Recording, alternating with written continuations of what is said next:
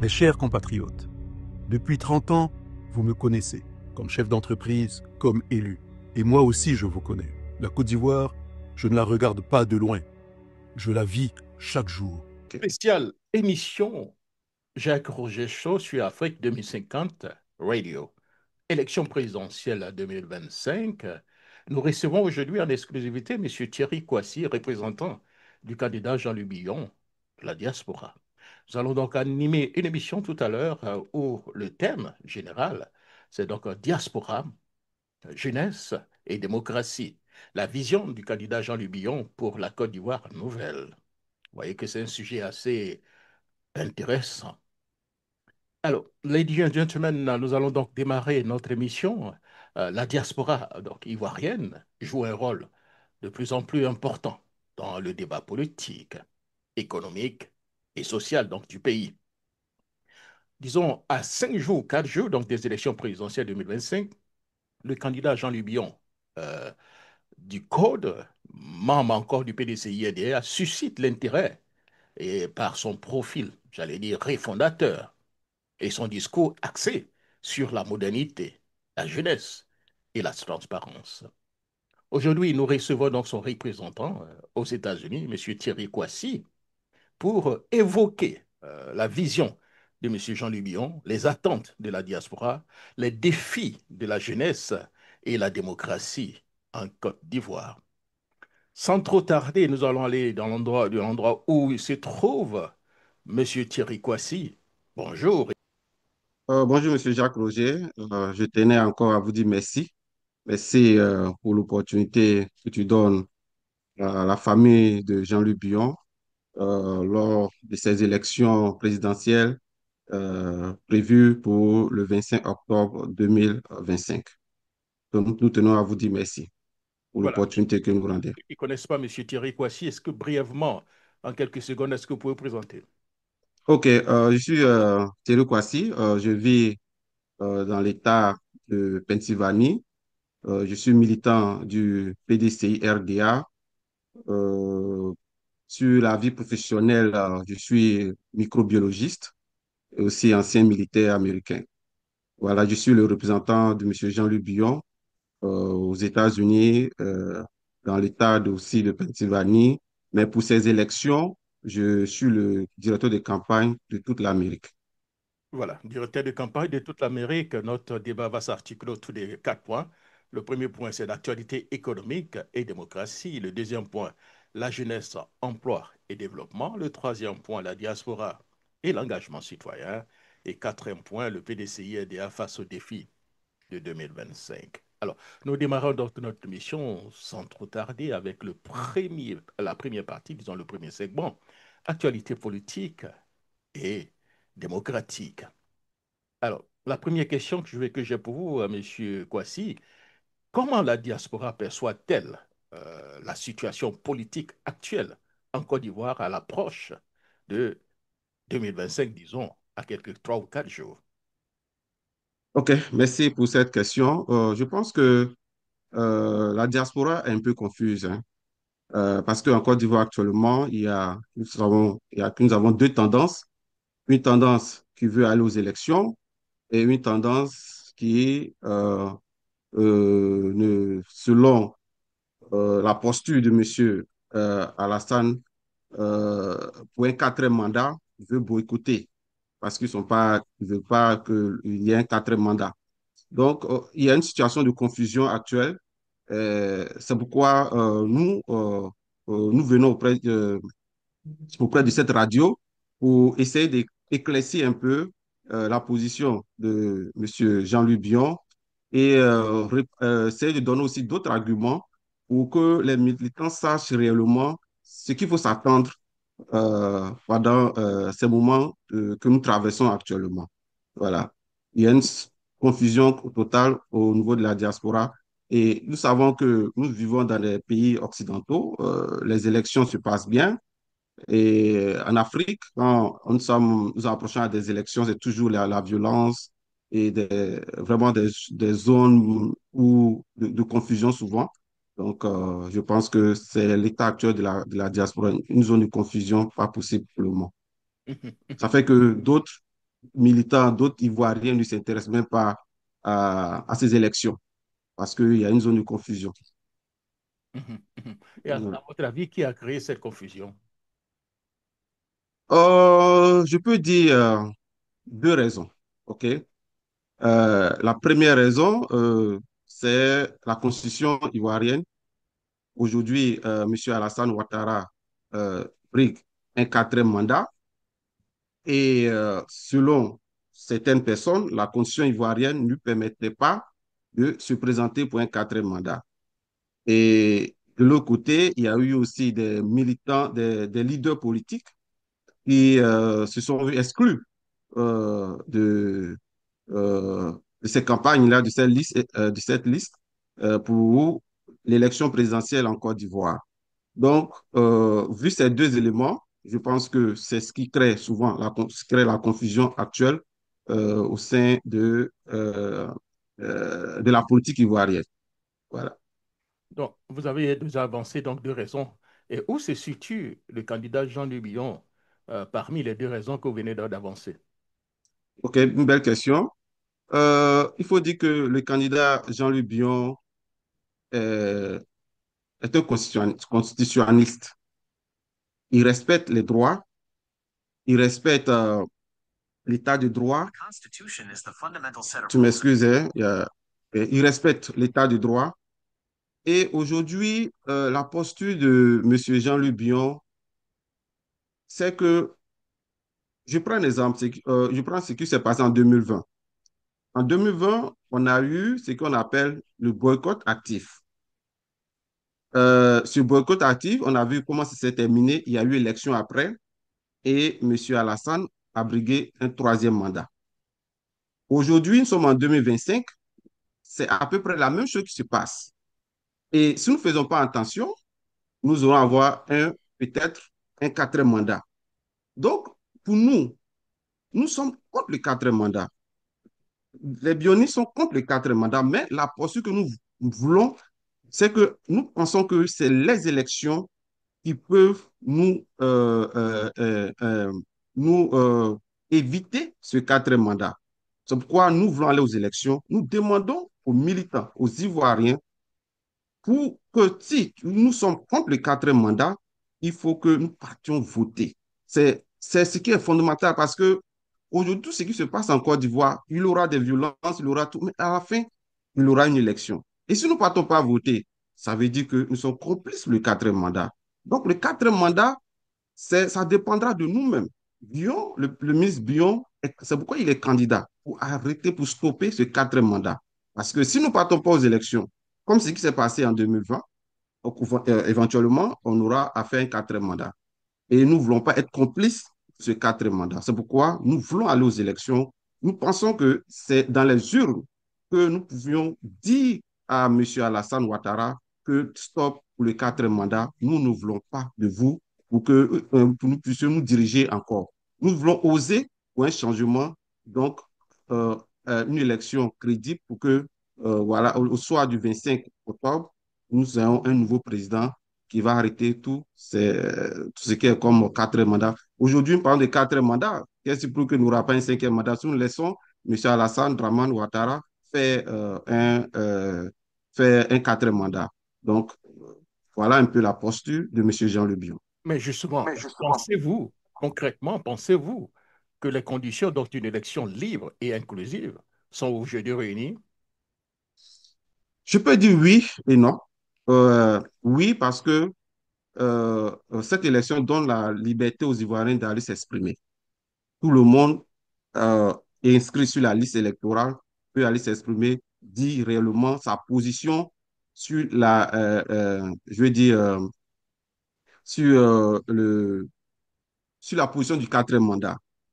Mais je peux aussi dire non parce que il y a eu souvent, il y a eu l'exclusion des leaders politiques. Plusieurs, sur 60 candidatures, 5 ont été retenues et parmi les personnes qui n'ont pas été retenues figurent des grands leaders de la politique ivoirienne. Donc, ça rime un peu une exclusion à cet effet, mais je peux dire que pour que nous puissions arrêter cela, il faut réellement, l'Ivoirien doit aller s'exprimer, voter et dire non à ce quatrième mandat. Justement, vous parlez d'exclusion donc des autres candidats. Votre candidat, Monsieur Jean-Louis Billon, ne s'est pas réellement prononcé sur ces exclusions. D'aucuns disent que le malheur des uns fait le bonheur des autres et que cette situation arrange un peu votre candidat. Qu'en pensez-vous? Bon, je pense que j'ai écouté le ministre Jean-Luc Bion par rapport à cette question. Il a voulu, voilà, il a voulu que tout le monde puisse participer, mais nous sommes face à, euh, nous allons à une élection présidentielle où on peut dire qu'il y a des lois. Aujourd'hui, malheureusement, ces leaders qui ne sont pas aujourd'hui sur la liste ont été frappés par certaines lois ivoiriennes qui font aujourd'hui qu'ils ne sont pas sur la liste. Sinon, le ministre Jean-Luc Buyon aimerait que tout le monde soit candidat, que voilà, l'Ivoirien puisse s'exprimer librement sur les programmes, avoir des idées. Voilà, je pense que c'est la position de mon candidat. Mhm. Donc, vous pensez que les exclusions de ce candidat sont justifiées au point de vue de la loi. C'est ce que vous êtes en train de nous dire. Au point de vue de la loi, je peux dire oui, parce que selon le code électoral, il faut être inscrit sur la liste électorale.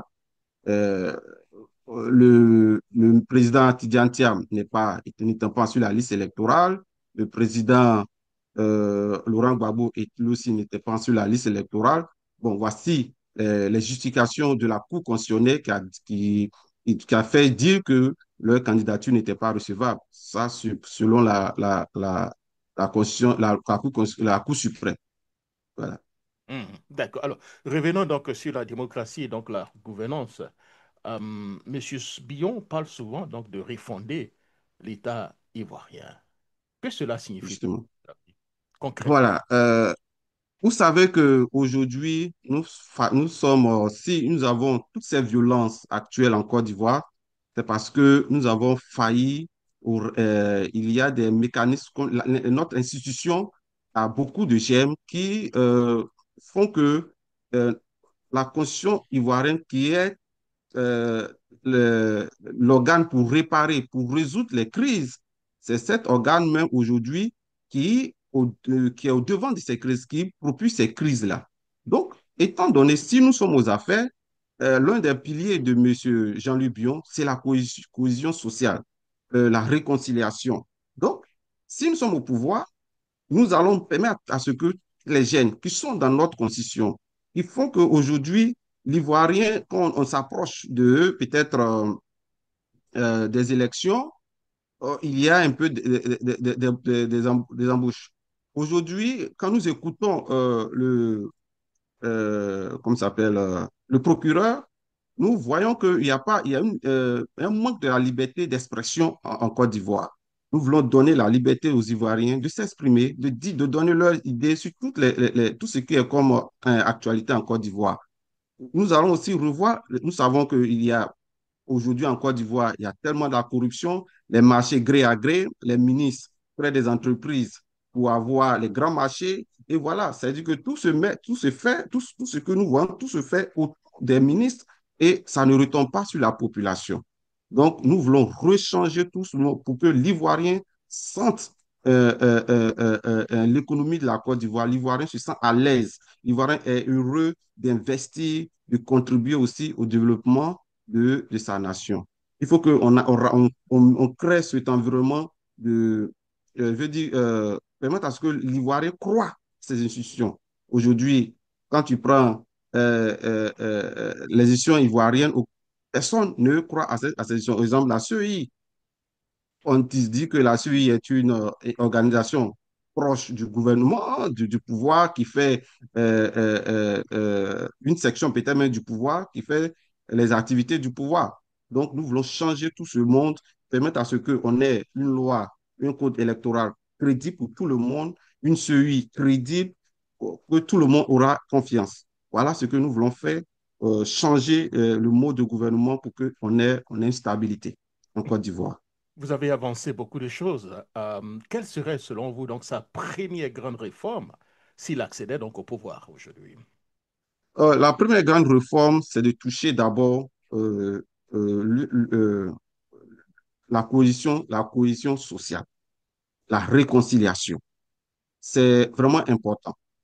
Et nous allons travailler ensemble avec tout le monde. D'abord, il a dit que s'ils vient au pouvoir, tous ceux qui sont à l'extérieur vont rentrer.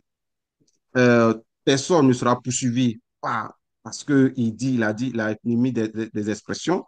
Donc, mais que ces expressions se font selon la loi, on ne peut pas vous dire que comme il y en a la libre expression, tu vas venir insulter les gens. Non, c'est pas de ça que je parle. Mais donner ses idées face à une actualité. Donc, la première des choses que nous allons faire, c'est la réconciliation. Voilà, la cohésion sociale, la réconciliation sont des éléments très importants Ré- pour démarrer notre... Voilà. Réconcilier qui avec qui? Aujourd'hui, voilà ce qui se passe aujourd'hui. Nous avons des leaders qui sont à l'extérieur. Mhm. Voilà, je prends exemple le président du GPS pendant un bon moment qui est à l'extérieur, le président du PDCI qui est actuellement en exil. Nous avons des gens qui sont emprisonnés, des militaires, des enfants, tout, vraiment des prisonniers politiques. Et lorsque le pouvoir en place prenait en 2011, ils ont, euh, ils ont mis en place une CDVL qui devait parler de la réconciliation. Cet organe a donné ses résultats qui sont mis aujourd'hui dans les placards. Il n'y a eu rien, il n'y a pas eu d'avancée au niveau de la réconciliation. Et nous pensons qu'il y a un travail à faire sur ce côté-là pour que tous Ivoiriens se sentent fiers, se sentent heureux de rentrer en Côte d'Ivoire, contribuer à l'avancement du pays. Mhm, mhm, mhm. Alors, cela m'amène à vous poser la question, comment son programme se distingue-t-il des autres candidats de l'opposition, M. Tia, Mafin San, Laurent Gbagbo, etc. Bon, ce qui fait la particularité de M. Jean-Luc Bion, c'est que il connaît le vécu des Ivoiriens. Il a vraiment vécu en Côte d'Ivoire et il a centré son programme sur cinq piliers. Je peux vous les citer, qui sont d'abord la souveraineté économique. Cette souveraineté économique va mettre l'économie nationale au centre du développement. Voilà. Il y a aussi le capital humain. Voilà, investir dans la jeunesse, dans la santé, aussi la cohésion sociale, comme j'ai énuméré tout à l'heure. Il y a aussi le développement territorial. Voilà, nous allons mettre aussi la gouvernance comme une gouvernance exemplaire. Voilà, donc tous ces facteurs-là montrent que le président Vignon veut d'abord que tout commence par les Ivoiriens. Tout doit commencer par les Ivoiriens, permettre à ce que l'Ivoirien soit le maître de l'économie en Côte d'Ivoire. Nous allons euh, euh, mettre en place des moyens pour que les activités, les entreprises de la Côte d'Ivoire puissent avoir des marchés, puissent être sur tous les plans. Voilà. Donc, voilà un peu des arguments qui distinguent un peu. Bon, je ne connais pas les autres, les personnes que vous avez citées, ils ne sont pas candidats. Donc, je ne connais pas leur programme par rapport au président Pillon, mais nous prenons le nationalisme ivoirien. Nous voulons que l'économie doit d'abord servir aux Ivoiriens. Nous allons détruire le métropole, permettre à ce que l'Ivoirien se sente heureux sur lui. Mhm.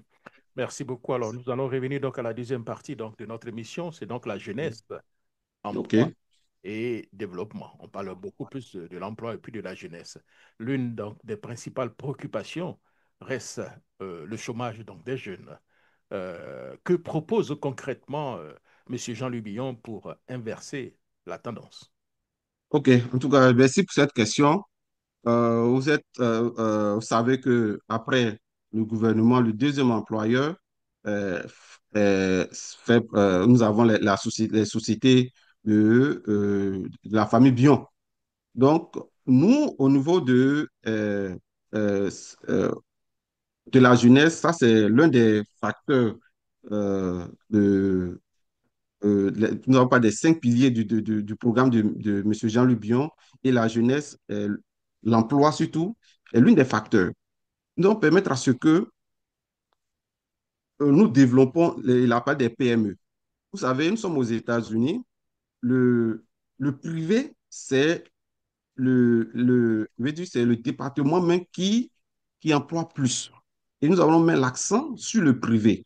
Permettre à ce que les gens puissent, les Ivoiriens puissent entreprendre pour qu'il y ait plus d'emplois à la jeunesse vendre la différence avec le parti au pouvoir, on pense que quand j'écoute souvent, on dit non, quand le pouvoir, ils prennent le pouvoir, le chômage était à 55%, aujourd'hui ça a retombé à 32%, mais quand il va en Côte d'Ivoire, celui qui vend peut-être qui vend de l'eau sur la route, c'est pas un emploi, c'est suivi. Nous voulons donner de l'emploi. C'est pourquoi nous allons parler de l'industrialisation. Nous allons montrer, nous allons faire la Côte d'Ivoire un pays industriel qui va embaucher le maximum des jeunes. Nous allons permettre à ce que les gens de la diaspora, c'est pourquoi nous allons mettre en place le fonds de souveraineté. Le fonds de souveraineté va permettre à ce que les Ivoiriens étant de la diaspora, que vous voulez investir en Côte d'Ivoire, pouvez utiliser tout l'argent, mais ce qui sera remboursable, puisque vous allez le rembourser, mais qui va vous aider à créer de l'emploi, à créer une entreprise en Côte d'Ivoire aussi, va créer aussi de l'emploi. Voilà. Donc, euh, nous allons mettre le cap sur l'emploi jeune et Dieu merci, le ministre Jean-Luc Bion a déjà fait ses preuves par rapport à la société familiale. Vous avez tout à l'heure parlé de fonds de souveraineté. Vous faites allusion, c'est tellement un fonds qui sera mis en place pour la jeunesse. C'est bien ça? C'est ce que vous appelez le fonds de souveraineté, c'est ça? Non, non, non, non, non. Nous allons mettre en place un fonds pour aider les entreprises. Bah, Par d'accord. exemple, moi, je veux aller en Côte d'Ivoire, Mhm, je mets un programme, on mhm. analyse, et si c'est bon, le fonds de souveraineté vous aide à vous installer. Et lorsque vous allez vous installer, vous allez créer de l'emploi. Et ce que vous voyez. Et c'est que l'un des facteurs que le programme de M. Jean-Louis Bien veut faire, je prends un exemple, juste le Sud Comoué. Il y a plusieurs sociétés, plusieurs usines qui sont dans le Sud Comoué. Donc, qu'est-ce qu'on veut faire? Lorsque une société, une grande société veut sous-traiter, nous allons faire de telle sorte que vous sous-traitez dans la région où est installée votre société. Par exemple, dans la société, si vous êtes dans le Sud Comoué, vous devez sous-traiter avec des sociétés qui sont installées dans le Sud Comoué pour que il y ait un développement autour de la région qui va aussi embaucher des jeunes. Si vous voyez. Donc, le fonds de souveraineté, c'est un fonds pour soutenir à la création des entreprises qui va aussi revoiser à la création euh, comment il s'appelle, de l'emploi. Oui, mais M. Voilà. Bati, M. Jean-Louis Billon a été ministre donc, du Commerce. Mhm. Et donc, le premier employeur au niveau donc, de la Côte d'Ivoire, c'est un disque qui fait partie donc, des hommes les plus riches du pays. Est-ce qu'il y a aujourd'hui des exemples concrets où il a déjà aidé donc, des jeunes à s'installer, des jeunes de la diaspora à s'installer donc, en Côte d'Ivoire que vous pouvez certainement mentionner? Bon, je ne peux pas dire que je connais des jeunes au niveau de la diaspora euh, que, que, euh, que le ministre a aidé à s'installer. J'ai pas cette information. Mais au niveau du pays, là, j'ai des informations. Euh, je suis dans le sud Comoué et il y a l'une des sociétés que nous appelons la Palmici. Mais la Palmici, aujourd'hui, quand vous allez au sud Comoué, entre Kwaokrolimi jusqu'à Daou, il y a la Palmici. Il y a plusieurs sociétés que le ministre a créées aujourd'hui qui donnent l'emploi à ces jeunes. Aujourd'hui, quand j'arrive dans ces régions, je ne peux pas dire que toute la jeunesse travaille, mais les jeunes contribuent à faire quelque chose chaque mois. Et ils sont payés. Voilà. Donc, voilà un peu ce que le ministre a fait. Maintenant, au niveau de l'emploi dont vous parlez, le ministre, quand il était aux affaires, en tant que ministre du Commerce, il a fait créer une loi au niveau de la PME, j'ai oublié le nom. Souvent, il rappelle cela ou vous soutenez les PME, vous soutenez les petites entreprises qui veulent vraiment évoluer. Vous voyez. Parce que si nous soutenons les petites entreprises, comme je l'ai dit, ça permet à ce que la jeunesse, ça crée de l'emploi, la jeunesse puisse contribuer à faire quelque chose. Voilà. Mhm, mhm. D'accord. Alors, dans ces conditions, quel rôle donc la diaspora peut-elle jouer dans la création donc, d'emplois et donc des OK. projets pour donc la jeunesse ivoirienne? OK. L'un des facteurs de la diaspora, l'un des facteurs que la diaspora, des erreurs que commet la diaspora, c'est que la diaspora n'est pas informée sur les activités ou bien sur l'action, bon, je n'ai pas informé au niveau de l'actualité en Côte d'Ivoire, pas de l'actualité politique. Et ce que nous voulons faire, nous allons former, éduquer la diaspora. C'est-à-dire que quoi? Nous allons venir au niveau de la diaspora, nous allons dire à la diaspora, voici des secteurs que nous pensons que vous pouvez investir et gagner quelque chose. Aujourd'hui, bon, quelqu'un, il a peut-être 10 000 $ dans son compte. Oh, je veux faire un commerce. Sans même avoir peut-être fait une étude, il se jette dedans et ça tombe, il abandonne le projet. C'est pourquoi nous voulons stopper ce côté. Nous allons venir vers la diaspora, leur former, leur dire voilà où il faut investir et comment il faut investir. Parce que si aujourd'hui la diaspora s'intéresse à investir en Côte d'Ivoire, c'est l'emploi que nous voulons créer. Est-ce que vous voyez? Et nous allons rendre des Ivoiriens, comme on appelait, champions, et rendre des Ivoiriens riches. C'est ce que nous voulons créer aussi. Voilà. Vous ne pas que l'économie de la Côte d'Ivoire s'est enrichie d'autres pays, d'autres personnes, sachant que l'Ivoirien lui-même est pauvre chez lui. Nous ne voulons pas cela. C'est pourquoi nous allons permettre à ce que la diaspora puisse aller investir dans des secteurs que nous pensons que la diaspora peut gagner quelque chose. Mhm, mhm. Merci beaucoup. Alors, l'autre question que je vais vous poser rapidement, le modèle économique de M. Jean-Louis Bion repose-t-il davantage sur le secteur privé ou sur une politique volontariste? C'est une politique qui, d'après lui, il a emprunté ailleurs. Hmm. Il a pris un mélange de la politique américaine, ce qui s'est passé en Asie, pour dire que quoi, c'est une politique.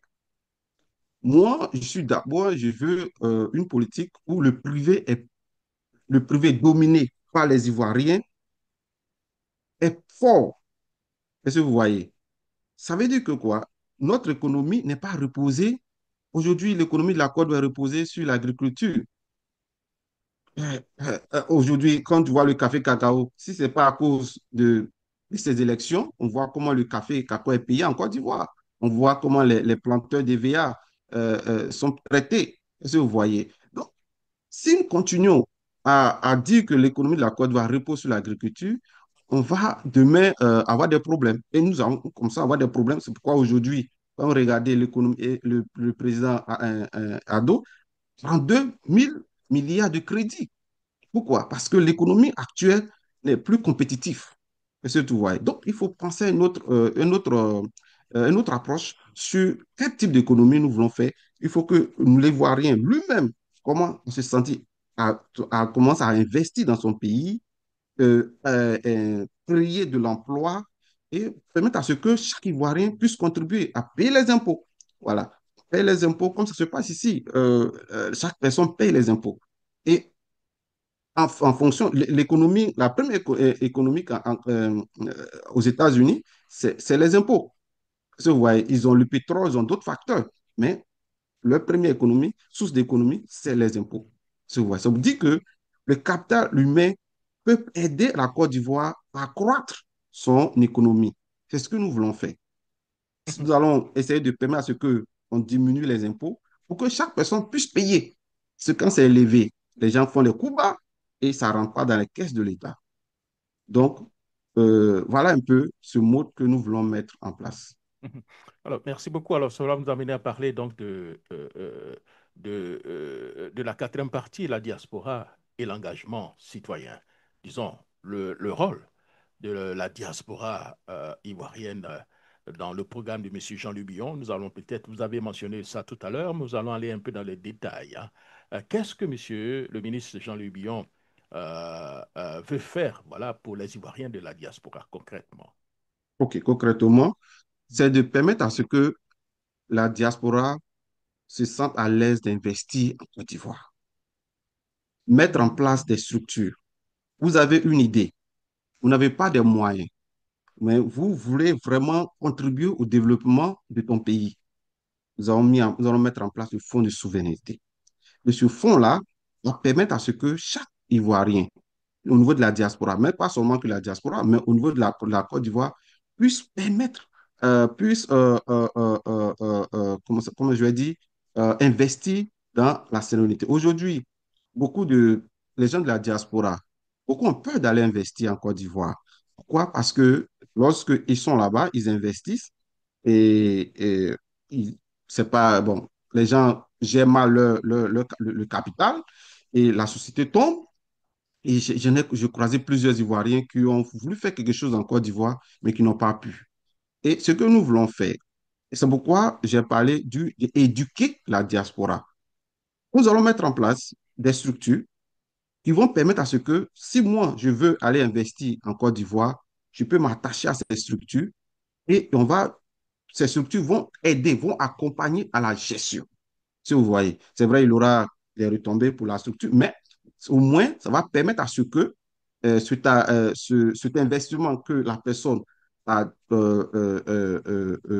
cet investissement ne soit pas tombé dans l'eau, comme on le dit en Côte d'Ivoire, mais cet investissement peut servir à croître, à développer le capital. Donc, il aura d'abord une éducation j'insiste dessus, sur des secteurs clés parce que au niveau de la diaspora, on veut investir, on ne sait pas où il faut investir, on a un peu d'argent et on investit partout en sachant que où tu veux investir, ça ne peut pas produire quelque chose. Mais si tu n'as pas d'information, c'est pourquoi nous allons éduquer, nous allons mettre en place un système au niveau de la diaspora pour que tu veux investir, tu t'approches à cette structure-là qui va t'orienter, qui va te conseiller. Voilà, nous, voilà ce que nous proposons, voilà ce que nous souhaitons, où il faut investir ton argent. Voilà, donc, il y a ce côté-là. Et il y a aussi des lois. Comme je l'ai dit, je prends M. Assalé Timoko avait fait sortir une loi récemment qui disait que dans la Constitution, je ne me rappelle plus trop, je l'ai écouté, mais un peu long. Quand il y avait le côté de Kone Bakari, là, où il y a un article dans la Constitution qui permettait qu'à ce que si moi, je suis américain, il sera difficile pour moi d'avoir intérêt en Côte d'Ivoire. Personne ne sait, comme l'article 48, personne ne savait qu'est-ce que l'article 48 existait. Il a fallu que M. Thiam vienne en Côte d'Ivoire pour demander être candidat que voilà, l'article 48 sort. Mais ça veut dire que nous allons permettre à ce que toutes les jeunes, tout ce qui est dans la Constitution qui empêche un Ivoirien de investir, un Ivoirien de contribuer au développement de son pays, nous allons faire de telle sorte que ces lois on puisse les enlever de notre constitution, que l'Ivoirien s'engage réellement à développer son pays. Parce que le développement doit commencer par nous-mêmes. C'est un mot que nous voulons expliquer aux Ivoiriens. Oui. Voilà. Est-ce que dans ces conditions, est-ce qu'il envisage un ministère ou une représentation spécifique pour les Ivoiriens de l'étranger, un poste, pourquoi pas, à l'Assemblée nationale? Est-ce qu'il envisage cela? C'est une possibilité. J'allais dire. Voilà, Il va voilà. voir. Ouais, c'est une possibilité. Et je pense que Il ne l'a pas encore envisagé, c'est bien ça, mais c'est une possibilité selon vous. ouais, ouais, on n'a pas encore envisagé, mais c'est une possibilité. Mais étant dans l'équipe de campagne de Jean-Luc Bion, il a eu confiance à la diaspora. Nous sommes vraiment structurés. Il y a, au niveau de l'Afrique, nous avons des représentants. Au niveau de l'Europe, nous avons des représentants. À l'Asie, aux États-Unis, nous avons des représentants. Et toutes ces personnes, nous travaillons avec le ministre Jean-Luc Bion et nous connaissons les problèmes de la diaspora. C'est pourquoi, quand nous serons aux affaires, nous allons permettre à ce que trouver des moyens pour inclure la diaspora dans l'économie, dans le développement économique de la Côte d'Ivoire. Et le fonds de souveraineté est là et nous allons permettre à ce que toute personne au niveau de la diaspora puisse utiliser cela pour faire ses activités.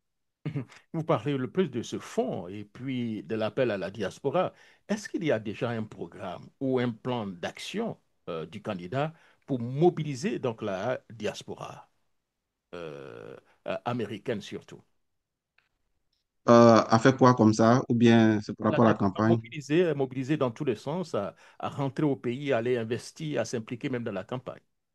Ah oui, ok, ok. En tout cas, il y a beaucoup qui sont en train d'être faits. Au niveau pour rentrer au pays, c'est très simple. Donc, on crée les conditions pour que tout Ivoirien puisse rentrer en Côte d'Ivoire. Mais Et se voyez. un plan, un programme clair, ou bien c'est quelque chose, comme vous le dites, qu'on envisage. Bon, il y a un plan, bon, il y a un programme clair qui n'est pas peut-être, je peux pas dire spécifique pour le moment, Vous mais avez, je peux dire que vous avez hmm, hésité un peu. Vous avez un peu hésité. Est-ce qu'il y a vraiment un programme clair pour ça? il y a un programme pour les Ivoiriens. Quel Voilà. est, quel est ce programme? Le Détaillé. programme pour les Ivoiriens aujourd'hui, c'est de permettre à ce que, en ce qui concerne la diaspora, nous voulons permettre à ce que l'Ivoirien, au niveau de la diaspora, puisse contribuer au développement de son pays. Avoir confiance d'abord à son gouvernement, avoir confiance d'abord aux institutions. C'est la première condition. La deuxième condition que nous voulons mettre en place, permettre à ce, comme je l'ai expliqué, éduquer la diaspora. C'est important. Comme je l'ai dit, il y a beaucoup de sociétés qui ont été créées par la diaspora qui n'ont pas avancé. Et vous voyez. Donc, il faut éduquer la diaspora sur des secteurs. De, maintenant, le troisième, il faut y mettre les moyens. Et vous voyez, les moyens, aujourd'hui, comme je parle du fonds de souveraineté, les moyens qui vont aider la diaspora. Parce que nous sommes ici, quand nous partons, je me rappelle, j'ai c'est pas, 2, 3 années passées, j'ai lu un document où on dit que la diaspora, chaque année, contribue à 6 milliards. Nous avons près de 6 milliards en Afrique. 6 milliards en Afrique. Mais ces 6 milliards en Afrique, Vous voulez parler des dollars, c'est bien ça ou bien de de... dollars. Ouais, Voilà. d'accord. Voilà. Mm. Donc, ça fait que on envoie en Afrique, mais ça fait quoi? L'Afrique est toujours pauvre. L'Afrique est toujours reconnue comme le continent le plus pauvre. Il faut changer ce cap-là. C'est pourquoi nous, on veut vraiment que l'Ivoirien, c'est-à-dire vous investissez dans votre pays, vous aidez à contribuer comment on appelle, à l'emploi des jeunes. Vous arrivez à contribuer à ce que des parents puissent permettre à ce que les parents puissent s'occuper de leurs enfants, permettre à ce que les enfants se sentent heureux en Côte d'Ivoire. Vous voyez. Donc, il aura un programme pour aider la diaspora. La diaspora sera accompagnée, mais il faut que ce que nous allons faire, mettre les conditions, créer les conditions que la diaspora se sente capable d'aller investir en Côte d'Ivoire. Aujourd'hui, il y a pas mal de personnes, comme je l'ai dit, hein, tu vas aller voir un ministère pour créer ton projet, mais dès l'instant que tu quittes, parce que tu n'as pas le capital, dès l'instant que tu quittes, le ministre voit le projet et lui-même, il s'octroie de ton projet et il fait il fait ton projet. Mais avec ce fonds de souveraineté chaque fois je mentionne, le capital humain que nous voulons mettre en place, ça va permettre aussi que des fonds, j'ai un projet, je n'ai pas les moyens, mais tu ne seras pas laissé de côté. La Côte d'Ivoire va t'accompagner. La Côte d'Ivoire saura comment t'aider que tu puisses investir. Si tu veux construire une maison, bon, ça dépend de chacun. Permettre à ce que, parce que les Ivoiriens ont peur, tu vas aller construire une maison en Côte d'Ivoire aujourd'hui, peut-être ton terrain sera peut-être quelqu'un d'autre va l'acheter. Mettre en place une structure transparente. Voilà, l'un des piliers du programme du ministre Jean Lubion, c'est une gouvernance transparente. Pour que aujourd'hui, tu veux aller investir en Côte d'Ivoire, nous allons mettre en place un système où tu peux aller, tu veux vendre un lot, tu tapes les éléments, ça sort si le lot est pris ou pas, ou c'est un problème sur le toi, tu peux chercher à savoir ça déjà. Donc, ça te donne une garantie. Quand je vais aller payer une terre, j'ai toutes les informations pour payer cette terre et construire ma maison. Voilà, pour que, bon, si j'ai l'âge de la retraite, je peux aller vivre en Côte d'Ivoire calmement, si vous voyez. Donc, une transparente que les Ivoiriens se sentent dans le gouvernement du ministre Jean-Luc Bion. Merci beaucoup. Alors, cela nous amenait donc à parler donc du dernier segment de notre entretien. Et nous avons gardé ce dernier segment concernant donc le PDCI-RDA. Est-ce que vous-même vous êtes militant du PDCI, Monsieur Je suis Jean-Luc? militant du PDCI RDA. j'étais le secrétaire général de la délégation du PDCI en Pennsylvanie. D'accord. Donc, vous êtes Mhm. PDCI, M. Jean-Louis Billon est PDCI. Alors, ces derniers jours, donc, une déclaration donc, du ministre Jean-Louis Billon a suscité donc, de vives réactions au sein donc, du PDCI LDA. Lors donc, d'une sortie médiatique, il a donc appelé le président, M. Tidiam Thiam, à mettre son ego de côté pour soutenir sa candidature à l'élection présidentielle en 2025. C'est une sortie que certains ont saluée comme un appel à la raison et à Mhm. l'unité, tandis que d'autres l'ont jugée inopportune, voire manquant donc de respect envers donc la direction actuelle donc du parti. Alors, la question que je vais vous poser est quand même assez un peu simple. Monsieur Kwasi, comment votre camp explique-t-il donc cette déclaration du ministre Jean-Louis Billon? Est-ce un message de franchise ou une forme de pression politique interne? OK. Euh, Vous savez, il y a plusieurs familles. Il y a la famille biologique. Aujourd'hui, le PDC, ça fait partie de la famille politique. Est-ce que vous voyez? C'est vrai, il y a eu des tensions, je peux dire comme ça, entre ces deux personnalités, le président Tidiane Thiam et le ministre Jean-Luc Billon. Mais aujourd'hui, nous n'allons pas toujours continuer dans ce chapitre de parabole, ce chapitre de désaccord entre les deux. Il est arrivé un moment, comme le père fondateur nous l'a dit, même si je vais paraphraser, hein, je n'ai pas, même s'il y a eu des tensions, de trucs, il faut toujours ramener le dialogue. Il faut toujours avoir en esprit le dialogue. Et M. Jean-Luc Bion a eu la sagesse pour dire, ah, arrivé au moment, il faut qu'on arrête. Arrivé au moment, il faut qu'on se parle. Arrivé au moment, il faut que, on essaie de mettre en place nos égaux et voir l'Ivoirien. Voir l'Ivoirien. Qu'est-ce que l'Ivoirien ressent de ce qui se passe entre nous deux? Aujourd'hui, la Côte d'Ivoire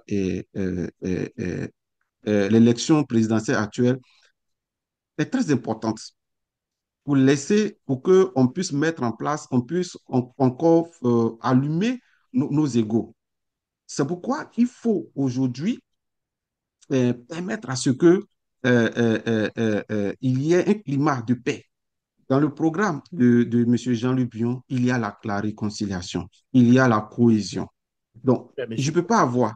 la paix, comme vous parlez, le dialogue, c'est à deux. Ça ne se décrète pas au niveau donc d'une émission radio ou téléphone. Est-ce que M. Jean-Luc Bion a pris contact avec le président du PDCI-EDA avant donc de se lancer, avant de lancer, j'allais dire, cet appel? Bon, je ne connais pas tout à fait aujourd'hui les liens privés entre le ministre Jean-Luc Bion et le président Tidiane Thiam, mais ce que je pense, ce n'est pas l'endroit qui est plus important, mais c'est l'appel. L'appel, je prends un exemple. Quand il y a eu l'appel de Daoukro fait par le président Bédier, on pouvait, comment on appelle, avoir, je peux dire, on pouvait parler de ça entre nous, au bureau politique, avant de sortir. Mais le président Bédier, lors d'une visite du président Ado, a fait l'appel de Daoukro. Oui, mais Est-ce que vous voyez? justement, vous parlez donc de l'appel de Daoko et du président Bédier, M. Ouattara. Le président Ouattara n'est pas allé sur des antennes pour demander l'appel de Daoko. Il y a eu d'abord des émissaires et lui-même s'est déplacé à Daoko pour aller rencontrer le président Bédier. Et ensemble, tout a été consolidé. Mais dans le Oui, cas de je parle, Lyon, il peut, c'est pourquoi je pose la question. Est-ce qu'il a déjà eu des contacts avec le président du PDCI, M. Tidiam Thiam? je vais répondre, mais je vais prendre cette histoire. C'est vrai que je vais dire que moi, je parle du PDCI. C'est vrai que peut-être le président Bédier et puis le président Alassane ont peut-être eu à en parler, mais je veux dire que l'appareil politique PDCI n'était pas au courant de cet appel. Il a fallu qu'il parte à une visite à Daoukro et l'appel a été lancé. Mais après, on a eu à, à, à revenir sur les fondamentaux pour qu'on puisse expliquer à la base, si vous voyez. Je veux dire que je ne connais pas les liens directs privés entre le président euh, euh, Tidjane Thiam et le ministre Jean-Luc Bion, mais ce que je sais, lorsqu'il y a l'appel qui a été lancé, c'est pour amener, ça veut dire que, arrivé au moment, il faut qu'on arrête nos palabres et penser à l'Ivoirien. Qu'est-ce que l'Ivoirien ressent actuellement? Est-ce qu'il n'est pas plus important de se mettre ensemble pour qu'on puisse résoudre les problèmes des Ivoiriens que de toujours avoir des égos, des palabres entre nous? Non. Nous voulons une Côte d'Ivoire réconciliée, une Côte d'Ivoire où les fils, les fils et les filles se parlent. Mais il faut qu'il y ait d'abord un départ. Et c'est ce que M. Jean-Luc Bion a fait. Il a lancé le départ et vous allez voir, dans les jours qui vont suivre, il y aura des émissaires, des personnes qui vont peut-être emboîter le pas pour parler. Voilà. Je pense qu'au sein du PDCI, il y a le conseil des sages, et peut-être le conseil des sages va prendre cela, que, OK, il y a eu des palabres, bon, s'il il veut que nous parlons maintenant, alors faut, Mais, pourquoi monsieur, euh, au niveau de la démarche, est-ce que vous trouvez la démarche assez, disons, bonne? Parce que certains trouvent la démarche un peu maladroite dans la mesure. Vous aviez dit tout à l'heure que vous êtes militant du PDCI-RDA. Monsieur Jean-Louis Bion aussi est militant du PDCI-RDA. Il y a un président du parti. Vous mhm. comprenez? Donc, avant de lancer au moins ce genre d'appel, vous dites que c'est maintenant, après, que les gens vont se rendre du côté donc, de M. Bion, de M. Thiam et autres. Est-ce qu'il n'aurait pas fallu faire cela avant de lancer donc l'appel? Voilà la question. Non, non, non, vous ne m'avez pas peut-être compris sur ce côté-là. Mhm, Je dis, OK, il a lancé l'appel. mhm. Nous avons tous suivi cet appel-là. Maintenant, c'est aux organes. Vous voyez, il peut, parce que le problème s'est posé entre M. Tidiane Thiam, le président du parti, et le ministre Jean-Luc Bion. C'est pas seulement arrêté entre les deux. Ça a affecté d'autres Ivoiriens, ça a affecté d'autres militants. Est-ce que vous voyez? Donc, même si nous parlons entre nous, il faudrait que cela soit su des militants. Est-ce que vous voyez? Donc, pour lui, il veut vraiment une réconciliation entre lui et le ministre, le président Tidiane Thiam. Donc, pour moi, même s'il a lancé l'appel, mais l'important, c'est l'appel. L'importance, peut-être on peut juger la démarche mauvaise, ça dépend de chacun, mais c'est l'appel que je pense que l'idée qu'il a lancée, c'est ce qui est le plus important. Qu'est-ce que nous faisons de cela? Comprends. Est-ce que vous pensez que cette initiative participe à un débat démocratique interne ou elle risque au contraire d'exacerber donc les tensions au sein du parti? Je pense que ça peut être un débat interne. Vous voyez, on peut débattre en interne et puis et trouver qu'est-ce qui est mieux pour le parti. Aujourd'hui, on peut pas. Les élections vont finir cette semaine, le samedi. Après le samedi, on ne parlera plus de l'élection présidentielle. Mais après cette élection, mais il faudrait qu'on s'asseye. Il faudrait qu'on soit, on se parle. Même si aujourd'hui, cet appel n'est pas vraiment approuvé au sein de la grande partie, je ne sais pas, mais ça va servir de boussole pour le demain. Si vous voyez, ça va servir le sort pour que les gens disent, ah, vraiment, il y a eu un appel, il faudrait qu'on se penche dessus, il faudrait qu'on analyse cela et pour que le PD soit fort. Voilà, c'est ce que nous voulons. Voilà. Concrètement, la grande majorité des militants du PDCI avec qui nous avons échangé sont pratiquement contre un peu la décision de M. Jean-Luc Bion, contre le fait que des personnes qui ont contribué à la crise au PDCI-RDA, telles que Valérie Apo et autres, sont encore autour donc, de M. Jean-Luc Bion. Donc la question que je vous pose, comment réagit donc la base militante du PDCI-RDA, notamment dans la diaspora, à cette divergence de ton entre les deux figures donc, du parti? OK, c'est une belle question. Je pense que la position ou bien le fait qu'on voit Madame Valérie Apo et bien d'autres auprès du ministre Jean-Luc Bion, je pense que c'est à saluer. Pourquoi je le dis? OK. Madame Valérie Yapo s'est sentie, je ne vais pas utiliser de votre tribune pour la défendre, mais je dis ce qu'elle a dit sur les plateaux. Elle a été interdite, exclue du parti, si vous voyez. Et elle a traduit le parti devant la justice. La justice a donné son verdict. Mais aujourd'hui, grâce à M. Jean-Luc Bion, elle est encore dans le PDCI. Elle fait des activités. Elle se sent PDCI. Donc, aujourd'hui, si toutes ces personnes qui sont là, au lieu de partir, au lieu de migrer au RHDP comme d'autres l'ont fait, est-ce que vous voyez? Mais ces personnes, grâce à M. Jean-Luc Bion, sont encore dans le parti. Donc, pourquoi pas les utiliser, pourquoi pas permettre à ce que, grâce à M. Jean-Luc Bion, on ait une réconciliation au sein du parti. C'est ça qui est le plus important. C'est pas le fait qu'ils sont avec M. Jean-Luc Bion, qu'on va dire non, que c'est lui, ou bien c'est lui qui tise. Non, le fait qu'ils sont allés, moi, je pense qu'au lieu qu'ils partent au sein d'un autre parti, mais ils sont encore, grâce à M. Jean-Luc Bion, au sein du parti, on peut résoudre, on peut coller les morceaux. Voilà. Mhm, mhm. Donc, si je comprends bien, votre camp reste réellement ouvert à une médiation ou à un compromis politique. Si je comprends bien, c'est bien ça? Une médiation, voilà. Une médiation pour que toutes ces deux tendances, la tendance pro-Bion et la tendance pro-Tiam, se mettent ensemble. Se voient. C'est mieux que aller d'un autre parti, mais grâce à quelqu'un, on est encore dans la famille. Je préfère ça. Mhm, mhm. Nous sommes à 4 jours donc des élections présidentielles. Sincèrement, Monsieur Kouassi, je ne suis pas pessimiste, mais je ne vois pas Monsieur Jean-Luc Billon gagner une élection sans le soutien de son parti, le PDCI-EDA, et sans le soutien donc du PPACI. Comment vous voyez un peu cela? OK. Vous voyez, quand j'analyse un peu la politique du parti actuellement, euh, nous sommes tous contre les 4 mandats. Je vais revenir sur cette histoire. Mais pour nous, la seule force, le seul moyen pour aller contre ces 4 mandats, c'est d'aller voter contre le RHDP.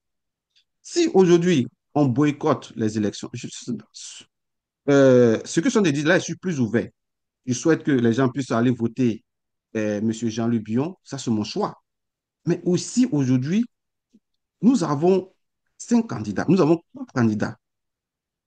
Mais si nous ne partons pas voter, mais nous sommes les alliés du parti au pouvoir, sans le savoir. Parce que on ne veut pas voir M. Alassane encore au pouvoir.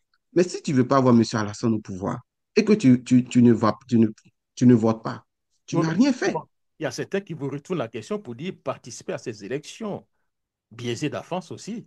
C'est vous devenez aussi un allié du parti au pouvoir. Alors que répondez-vous par Non, rapport? non, non, non. Je me rappelle l'un des discours du président Tidiane Tiam, il a dit, quel que soit ce qu'ils vont faire, je me rappelle plus trop la date, mais il a dit que quel que soit ce qu'ils vont faire, ou bien quelles que soient les conditions de la CEI, ils vont aller, cette fois-ci, le PDC ira aux élections, si vous voyez.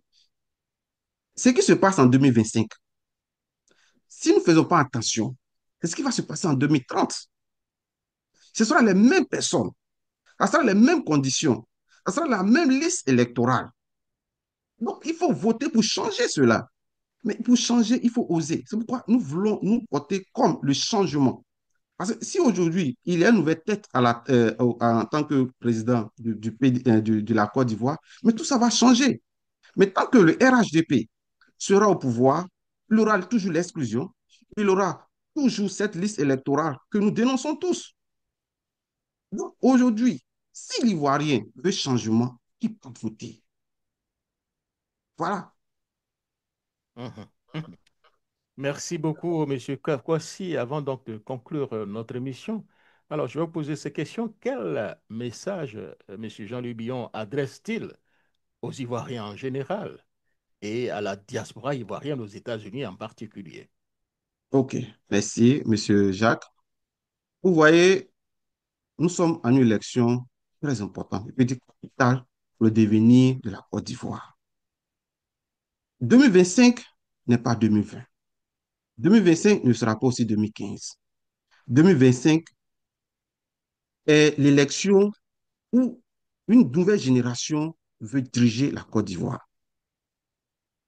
De 1960 jusqu'à aujourd'hui, tous ceux qui ont dirigé, à part peut-être M. Laurent Gbagbo et Guèye, mais tous, ils étaient tous dans la politique ivoirienne. Et toutes ces personnes ont dirigé la Côte d'Ivoire. Aujourd'hui, il faut rendre passer une nouvelle génération. Une génération qui va plus se pencher sur les problèmes de la Côte d'Ivoire. Une génération où l'Ivoirien va se sentir à l'aise. Une génération où la diaspora va se dire, bon, nous allons partir investir en Côte d'Ivoire. Éviter cette histoire de rattrapage ethnique. On n'a pas abordé ce sujet, mais aujourd'hui, ce sujet de rattrapage ethnique, ça, l'emploi, ça affecte. Moi, quand je vais dans mon village, je vois mon peuple proche à moi qui ne font rien. Les gens du Nord, eux, travaillent. Je ne suis pas contre les nordistes, non pas de problème, mais c'est la politique de l'emploi que je dénonce. Est-ce que vous voyez? Le président Jean-Luc Bion va permettre à ce que tout Ivoirien puisse travailler. Si tu as les diplômes, tu puisses être compétitif à travailler. La corruption dans l'emploi, où il faut payer des millions pour que ton enfant puisse travailler, ces choses vont prendre fin. Nous allons mettre en place une politique de non-corruption au niveau de l'emploi. Permettre à ce que il y a des fonds pour soutenir les idées, pour soutenir les projets de la diaspora. Nous avons 5 grands projets piliers de notre gouvernance. Nous allons mettre en place. Il est important que vous partez voter. Il est important que vous, ce jour-là, l'Ivoirien ne puisse pas rester chez lui. Boycotter, c'est être complice ou un quatrième mandat. Aller voter, c'est donner son choix pour dire non, je suis contre le quatrième mandat. Pourquoi nous voulons que tous les Ivoiriens comprennent l'enjeu de 2025 pour dire que si nous ne faisons pas attention, ceux qui sont au pouvoir actuel, ils veulent rivaliser contre le PDC pour dire que le PDC a fait 40 ans au pouvoir. Eux, s'ils veulent faire 40 ans, ils l'ont dit. Et s'il veut faire 40 ans, plus que ça. Mais si nous laissons faire, ils vont toujours continuer. La liste électorale que nous parlons, nous savons que c'est une liste qui a des problèmes. On ne cache pas cela. Mais si nous ne partons pas voter, nous partons pas voter, nous allons contribuer à, à cet échec. Oui, mais monsieur Kwasi, À... vous parlez de voter. Mais voter ne veut pas dire gagner. Et le système Oui, qui est actuellement mis en place, ce système ne peut pas permettre réellement à un autre candidat de gagner. Or, comment on appelle ça? À part le RDR devenu RHCP, M. Kwasi. oui, ça n'a pas jamais été expérimenté. En Hmm. 2020, on a boycotté. Ils sont partis, ils ont gagné la présidentielle avec Kakabe. En 2025, parce qu'en 2025, mais si nous boycottons, ce sera la même chose. C'est pourquoi nous ne voulons pas que cette fois-ci, l'Ivoirien puisse boycotter ces élections. Essayons pour voir. Hmm. Nous n'avons jamais essayé. Pour Ben, dire que voilà, si nous avons jamais essayé, on ne peut pas dire qu'ils vont forcément gagner. mhm. Est-ce que vous voyez? Mais si aujourd'hui, l'Ivoirien, comme en 2010, où tout le monde est sorti, nous avons voté, alors pourquoi pas? Est-ce que vous voyez? C'est pourquoi c'est important de voter. Est-ce que vous voyez? Donc, Il est je ne sais pas si j'ai important. répondu à la question, mais pour Mhm. moi, le vrai combat pour aller contre ce pouvoir, c'est de vous. C'est pourquoi nous disons osons le changement. Si vous voyez. Osons le changement. Alors, enfin, nous sommes pratiquement à la fin. Comment voyez-vous donc l'avenir de la Côte d'Ivoire dans 10 ans, si M. Jean-Luc Billon gagne les élections et si son programme est mis en œuvre? OK. Dans 10 ans, si le monsieur Jean-Luc Bion est élu après l'élection de 2025, c'est de permettre vraiment à ce que l'Ivoirien puisse d'abord rentrer chez soi, réconcilier les Ivoiriens, bâtir une économie sur le nationalisme ivoirien. Nous voulons bâtir une économie venant des Ivoiriens eux-mêmes, venant de l'emploi des Ivoiriens, de l'investissement des Ivoiriens. Dans 10 ans, nous allons refonder la Côte d'Ivoire, permettre à ce que nous puissions engager le développement comme il devait être. Les jeunes, parce qu'il y a plus d'emplois au niveau de la jeunesse. Nous allons lutter contre la corruption, les marchés gré à gré, permettre à ce que un Ivoirien ne puisse pas être spolié de sa terre, comme ça se fait actuellement. Il n'y aura plus de rattrapage ethnique. L'Ivoirien sera prêt. Tu as un diplôme, quand tu es capable de travailler, tu vas compétir comme tout autre. Voilà, payer de l'argent pour que X, Y puisse avoir un concours, c'est pas, nous allons mettre tout ça à fin. Et c'est pourquoi j'insiste encore. Tu es le changement. Tu ne veux pas voir M. Alassane encore faire un quatrième mandat. La seule manière de le prouver, c'est d'aller voter contre ce régime. Le fait de t'asseoir, tu vas contribuer à ce qu'il y ait un quatrième mandat. Voilà un peu ce que je voulais dire à ce sujet. Voilà, merci donc à notre invité, M. Thierry Kouassi, représentant du candidat Jean-Louis Billon. Merci aussi d'avoir partagé avec nous cette vision pour une Côte d'Ivoire réconciliée, moderne et tournée vers la jeunesse et sa diaspora. Le débat continue sur nos plateformes Facebook, YouTube et sur Afrique 2050 Radio. Portez-vous bien et surtout bon courage pour le samedi. Est-ce que vous avez une consigne direct pour le vote le samedi, rapidement, avant de vous laisser Oui, partir? oui, oui, oui, oui, oui. Le retrait des pièces des cartes au niveau des cartes des lecteurs ont inspiré hier, mais j'étais hier à un centre où on m'a dit que vous pouvez toujours retirer votre carte le jour de l'élection, c'est-à-dire le 25. Même si vous n'avez pas votre carte, vous pouvez partir dans le centre où vous votez pour retirer votre carte et voter. Voilà. Donc, venez avec une pièce ivoirienne, c'est important. Ne venez pas, comme nous sommes aux États-Unis, bon, on va à notre pièce ID, driver license, non. Venez avec une pièce ivoirienne et vous pouvez voter. Voilà. Merci beaucoup et surtout, bon courage et Je tenais à vous dire merci. Je tenais à vous dire merci pour vous avez donné ce temps pour parler aux Ivoiriens de la diaspora.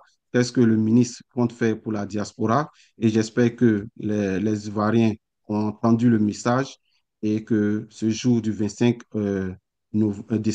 octobre, les Ivoiriens voteront massivement le ministre Jean-Luc Bion. Merci. merci beaucoup et surtout, portez-vous bien. Au revoir.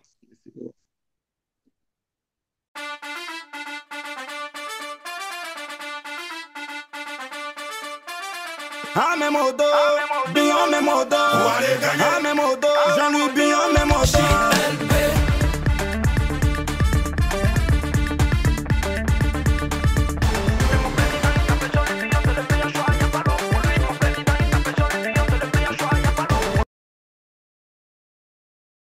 Jean-Louis Billon place sa candidature sous le signe d'une Côte d'Ivoire réconciliée, prospère et souveraine.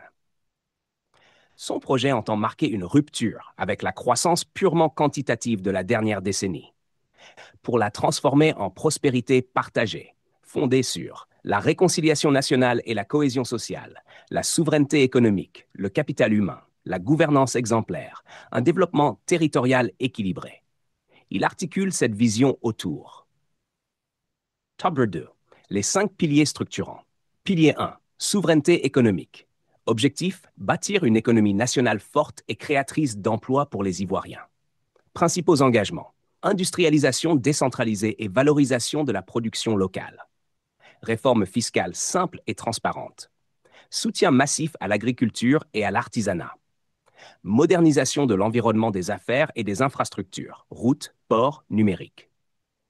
Création d'un fonds souverain national pour investir les revenus pétroliers et miniers dans les énergies vertes et les technologies. Promotion de l'innovation, de la cybersécurité et de la participation de la diaspora. Pilier 2. Capital humain. Objectif, investir dans l'EUR, libérer le potentiel des citoyens. Principaux engagements, introduction de l'anglais dès le primaire, promotion des métiers techniques, formation continue des enseignants et amélioration des conditions en zone rurale. Réforme ambitieuse du système de santé, avec télémédecine et innovation médicale. Création d'un fonds d'investissement pour la jeunesse, incubateur sectoriel, programme de stage rémunéré. Protection sociale accrue et politique ciblée pour les femmes. Loi contre le féminicide, accès au crédit et à la protection sociale. Pilier 3. Cohésion sociale et réconciliation nationale. Objectif. Renforcer la démocratie-gagement.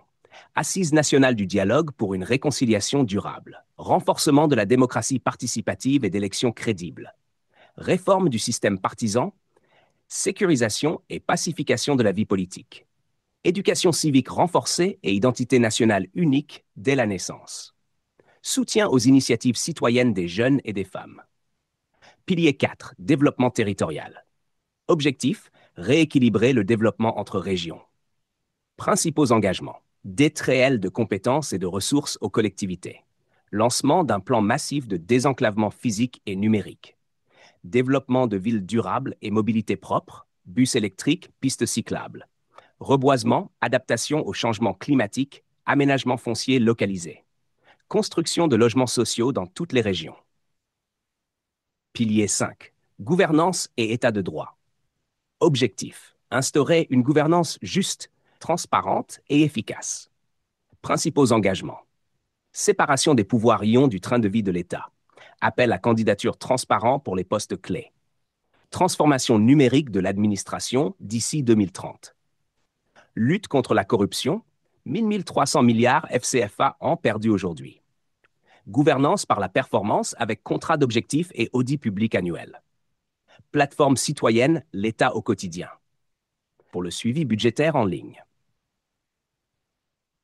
3. Financement du programme Billon propose une stratégie de souveraineté financière visant à stabiliser la dette publique à 50% du PIB et à dégager 3 000 milliards FCF par an de recettes supplémentaires. 1. Mobilisation fiscale et rationalisation. Pression fiscale de 12,9% à 17%. 2. Partenariat public-privé transparent. Plus de 2500 milliards FCFA visés. 3. Fonds souverain ivoirien. 500 milliards FCFA en 5 ans. 4. Innovation et finances vertes. Obligations vertes, fonds climat, 500 milliards FCFA. 5. Mobilisation de l'épargne et diaspora.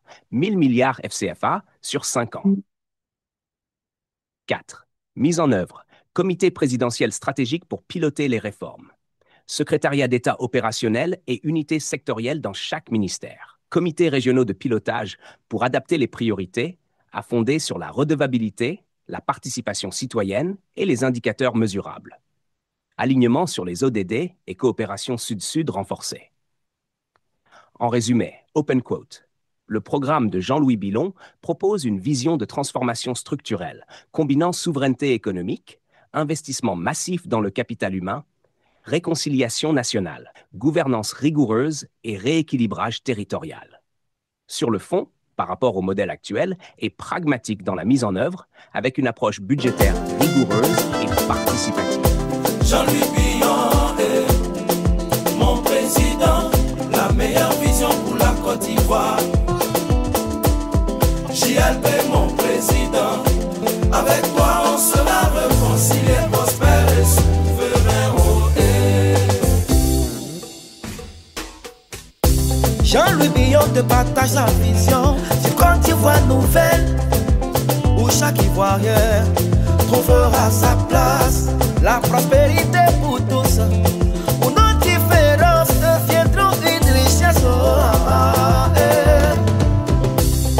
Pour y arriver, il propose une voie crédible, fondée sur 5 piliers, fondation solide de notre maison commune, la Côte d'Ivoire. Union, discipline, travail. Jean-Louis Billon est mon président, la meilleure vision pour la Côte d'Ivoire. JLP mon président, avec toi on sera réconcilié.